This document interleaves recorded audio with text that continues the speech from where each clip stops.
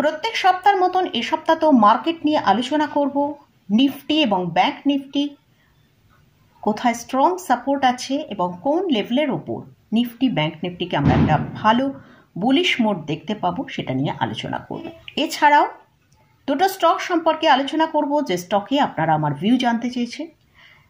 তো ভিডিওটা শুরু করা যাক। আমি নিরুপমা শেয়ার শেখো চ্যানেলের পক্ষ থেকে সকল বন্ধুদের স্বাগত জানাই। আর চ্যানেলটা যদি ফার্স্ট টাইম ভিজিট করে থাকেন তাহলে অবশ্যই চ্যানেলটা সাবস্ক্রাইব করে নেবেন আর পাশে থাকা বেল আইকনটা প্রেস করে রাখবেন। আমি ভিডিও আপলোড করার সাথে সাথে আপনাদের কাছে ভিডিওটা পৌঁছে যাবে। আমরা মার্কেটের মধ্যে হয়তো একটা পজিটিভ মুভমেন্ট দেখতে পেতে পারি।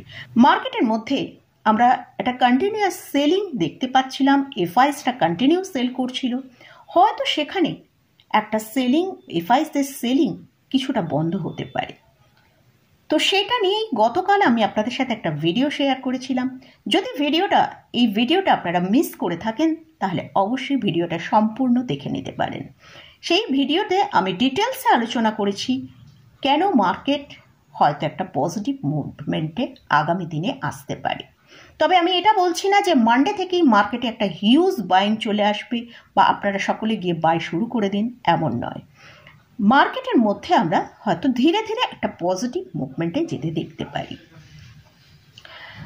তো আজকের ভিডিওয়ে আমি মার্কেটের যেসব ইম্পর্ট্যান্ট লেভেল আছে এবং মানডে মার্কেটে কীরকম মার্কেট ট্রেড করতে পারে সব, এবং এই পুরো সপ্তাহটায় মার্কেটের জন্য কী স্ট্রং সাপোর্ট রয়েছে সব কিছু নিয়ে আজকের এই ভিডিওটায় আলোচনা করছি।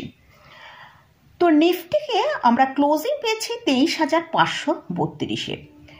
নিফটির মধ্যে যতক্ষণ না নিফটি 23,650 থেকে 700-র ওপর ট্রেড করে সাস্টেন করতে পারছে ততক্ষণ কিন্তু নিফটির মধ্যে আমরা একটা স্ট্রং বাইং দেখতে পাবো না।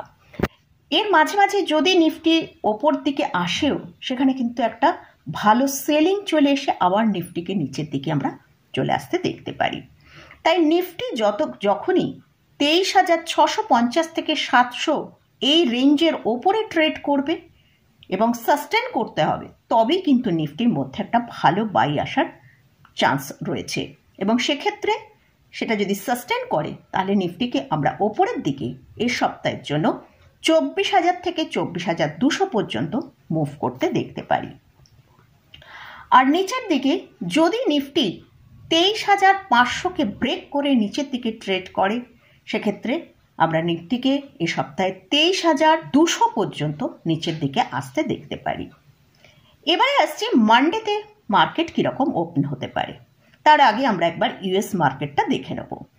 সেখানে আমরা দেখছি ডাউন জোন এবং ন্যাসড্যাক লাস্ট ফ্রাইডেতে একটা ভালো সেলিং হয়েছে। ডাউন জোনে আমরা দেখতে পাচ্ছি প্রায় 300 পয়েন্টের মতন এবং ন্যাসড্যাকে আমরা দেখছি প্রায় 427 পয়েন্টের মতন নেগেটিভে ট্রেড করে ক্লোজিং দিয়েছে। আমাদের ইন্ডিয়ান মার্কেট হয়তো মানডেতে একটা গ্যাপ ডাউন ওপেন হতে পারে, অথবা আমরা বিভিন্ন ব্রোকার হাউসের যে পজিটিভ রিপোর্ট তারা ইন্ডিয়ান মার্কেটের উপর একটা যে পজিটিভ রিপোর্ট পেশ করেছে তার পরিপ্রেক্ষিতে আমরা হয়তো একটা ফ্ল্যাট ওপেনিং দেখতে পেতে পারি। তো আমাদের সেটা মানডেতে আমাদের অবজার্ভ করতে হবে মার্কেট আওয়ার্সে মার্কেট কীরকম ওপেন হচ্ছে। কারণ যেহেতু এই ব্রোকারেজ হাউসরা ইন্ডিয়ান মার্কেটের ওপর খুব পজিটিভ একটা রিপোর্ট দিয়েছে সেটা কিন্তু একটা খুব পজিটিভ নিউজ।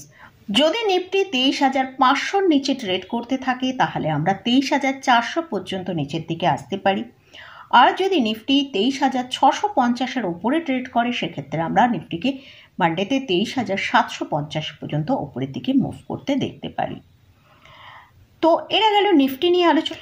এবারে আসছে ব্যাংক নিফটি। ব্যাংক নিফটি 50,500-র ওপর যদি ট্রেড করে তাহলে 50,800 থেকে 51,200 পর্যন্ত ওপরের দিকের মুভ করতে দেখতে পারি। আর যদি ব্যাংক নিফটি 49,900-কে ব্রেক করে নিচে ট্রেড করে সেক্ষেত্রে কিন্তু ব্যাংক নিফটির মধ্যে একটা ভালো সেলিং মোড তৈরি হতে পারে। এটা নিফটি এবং ব্যাংক নিফটি নিয়ে আলোচনা করলাম। আর দুটো স্টক নিয়ে ডিসকাস করব যে স্টক দুটোই আপনারা আমার ভিউ জানতে চেয়েছেন। ফার্স্ট যে স্টকটা নিয়ে আলোচনা করছি সেটা হচ্ছে ডিক্সন টেকনোলজি। স্টকটার কারেন্ট প্রাইস চলছে 1408 টাকা। স্টকের মধ্যে রিসেন্ট আমরা 15% মতন সেলিং দেখেছি। এই স্টকটা একটা রেঞ্জের মধ্যে ট্রেড করছে, নিচের দিকে 14,100 আর ওপরের দিকে 15,800।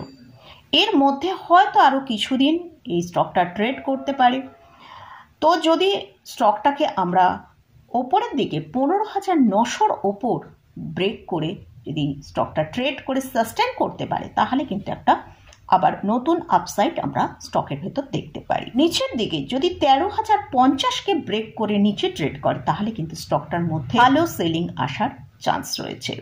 লাস্ট যে স্টকটা নিয়ে আলোচনা করছি সেটা হচ্ছে অ্যাপল ইন্ডিয়া। স্টকটার কারেন্ট প্রাইস চলছে 1492 টাকা। স্টকটা কিন্তু একটা খুব স্ট্রং সাপোর্টের জায়গাতেই ঘোরাফেরা করছে।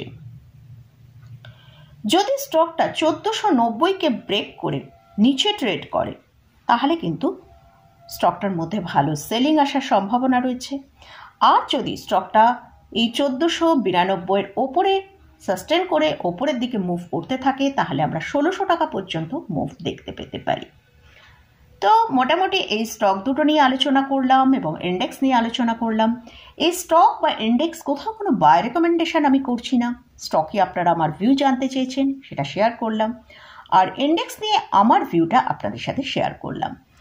তো মোটামুটি এই স্টক বা ইন্ডেক্সে কোথাও যদি কোনো পজিশন নিতে চান, তার আগে ভালো করে চার্ট অ্যানালিসিস করে নিয়ে তারপরই পজিশন নেবেন। তো মোটামুটি আজকের মতন ভিডিওটা এখানেই শেষ করছি। ভিডিওটা যদি ভালো লাগে অবশ্যই লাইক করবেন, শেয়ার করবেন, সাবস্ক্রাইব করবেন। ধন্যবাদ।